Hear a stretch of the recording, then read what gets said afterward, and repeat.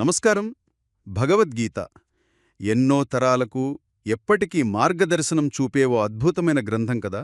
అవును, నిజమే. ఈరోజు మనం అందులోంచి ఒక చాలా ముఖ్యమైన అంశం గురించి కొంచెం లోతుగా మాట్లాడుకుందాం. తప్పకుండా. అదే జ్ఞాన కర్మయోగం. ముఖ్యంగా 2వ అధ్యాయం సాంఖ్యయోగం ఉంది కదా. ఉంది. అందులో 39వ శ్లోకం.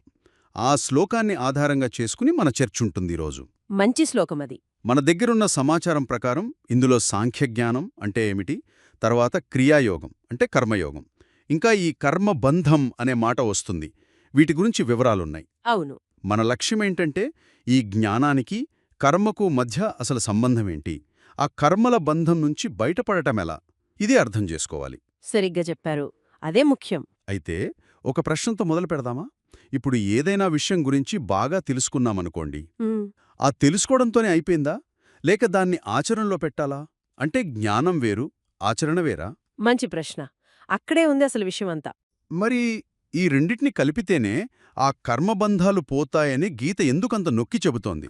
మీరు అడిగింది చాలా కీలకమైన పాయింట్. మన ఆధారాల్లో కూడా ఇదే స్పష్టంగా ఉంది. ఇక్కడ ఆ 2 ముఖ్యమైన భాగాలున్నాయి. అవేంటి? ఒకటి సాంఖ్యజ్ఞానం, అంటే నేను ఎవరు అనే ఒక తాత్వికమైన అవగాహన. ఆత్మ అసలు స్వరూపమేంటి, ఇది సైద్ధాంతికమనమాట. ఓకే. రెండోది? రెండోది క్రియాయోగం, లేదా దాన్నే మనం కర్మయోగమని కూడా అంటాం. ఈ తెలిసిన జ్ఞానాన్ని ఆధారంగా చేసుకుని పనులను అంటే కర్మలను ఎలా చెయ్యాలి, ఇది ఆచరణకు సంబంధించింది. సరే, అయితే ముందు ఈ సాంఖ్యజ్ఞానం, దీన్ని కొంచెం విడమర్చి చెప్పండి. ఆత్మ నిజస్వరూపం అంటున్నాం అంటే? అంటే మనం సాధారణంగా ఈ శరీరం, ఈ మనసు, ఈ ఇంద్రియాలు వీటినే నేననుకుంటాం కదా. అవును, సహజంగా అలాగే అనుకుంటాం. సాంఖ్యజ్ఞానమేం చెబుతుందంటే వీటికి భిన్నంగా వీటన్నింటి వెనుక ఒక శాశ్వతమైన చైతన్యముంది, అదే ఆత్మ అని. అది పుట్టదు, గిట్టదు, మార్పు చెందదు అని గ్రహించడం. ఓ, అంటే శరీరం మనసు వేరు, ఆత్మ వేరు అని తెలుసుకోవడం. ఖచ్చితంగా. మూలాలు కూడా అదే చెబుతున్నాయి. ఆత్మకు జనన మరణాలు, మార్పులు ఏవీ లేవు. అది కేవలం ఒక సాక్షిలాంటిది, అంటేకాని కర్త కాదు. ఇది తెలుసుకోవడమే సాంఖ్యజ్ఞానం. అయితే ఇది కేవలం బుద్ధితో తెలుసుకునే విషయమేనా? అక్కడే ఉంది విశేషం. ఇది కేవలం ఒక ఇంటలెక్చువల్ ఎక్సర్సైజ్ కాదు. గీతలో దీన్ని సాంఖ్యే బుద్ధి అన్నారు. అంటే అదొక బుద్ధి, ఒక దృక్పథం. దృక్పథమా? అవును. అంటే ప్రపంచాన్ని, మనల్ని మనం చూసే విధానంలో మార్పు రావడం. మనం చేసే పనులు, వాటి వెనుక ఉద్దేశ్యాలు, వాటి ఫలితాలు, వీటిని నిష్పాక్షికంగా అంటీ అంటకుండా చూడగలిగే నేర్పు రావడానికి ఈ జ్ఞానం పునాదిలాంటిది. అర్థమైంది. అంటే నేను చేసేవాణ్ణి కాదు, నేను కేవలం ఆత్మస్వరూపుణ్ణి అనే భావన స్థిరపడటం ముఖ్యమనమాట. అవును, అది మొదటి మెట్టు. మరి ఆ జ్ఞానాన్ని మన రోజువారీ జీవితంలోకి, పనుల్లోకి తీసుకురావడమే క్రియాయోగం అవుతుందా? సరిగ్గా అక్కడికే వస్తున్నాం. జ్ఞానం సిద్ధాంతమనుకుంటే హ్మ్, క్రియాయోగం దాని ఆచరణ. ఆచరణ లేని జ్ఞానం వల్ల పెద్ద ప్రయోజనముండదు కదా. నిజమే. కర్మయోగాన్నే ఇక్కడ యోగమన్నారు. అంటే మనం చేసే పనుల విషయంలో ఒక ప్రత్యేకమైన వైఖరి అవలంబించడం. అదెలా?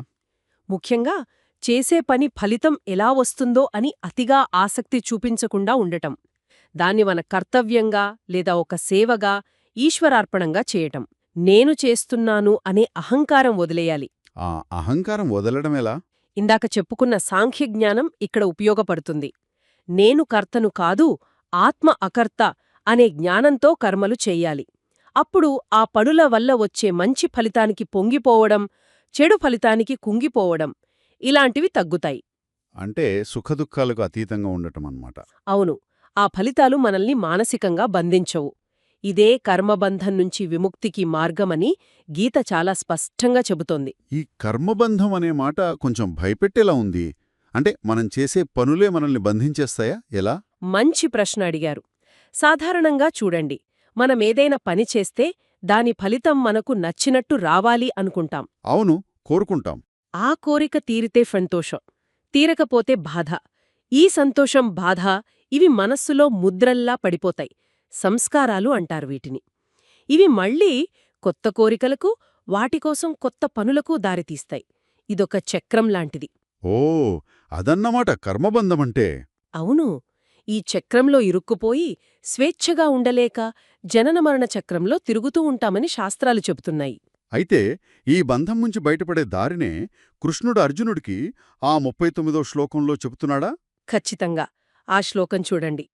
యశా తే భీతా సాంఖ్యే బుద్ధిర్యోగే త్విమాం శృణు బుద్ధ్యాయుక్తో యయా పార్థ కర్మబంధం ప్రహాస్యసి. దీని అర్థం?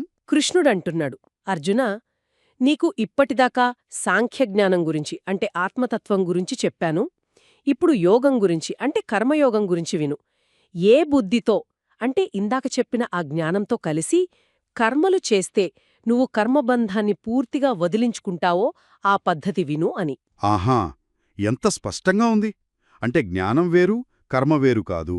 కాదు, రెండు ఒకదానికొకటి ముడిపడి ఉన్నాయి. జ్ఞానం సాంఖ్య బుద్ధి అయితే కర్మ ఏమో యోగం, రెండు కలిస్తేనే పూర్తి ఫలితం.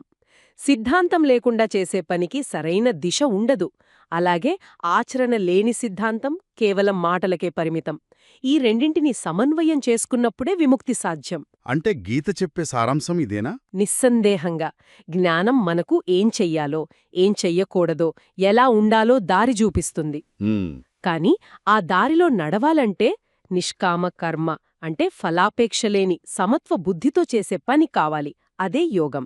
అప్పుడు మనం చేసే పనులే మనల్ని బంధించకుండా మన చిత్తాన్ని శుద్ధి చేసి మోక్షానికి దారితీస్తాయి. అంటే చీకటిని తొలగించేది జ్ఞానమైతే ఆ వెలుగులో నడిపించేది నిష్కామ కర్మ అన్నమాట. సరిగ్గా చెప్పారు. చాలా బాగా చెప్పారు. ముగింపుగా ఒక్క మాటలో చెప్పాలంటే కేవలం పుస్తకాలు చదివి సిద్ధాంతాలు చర్చించడమే కాదు.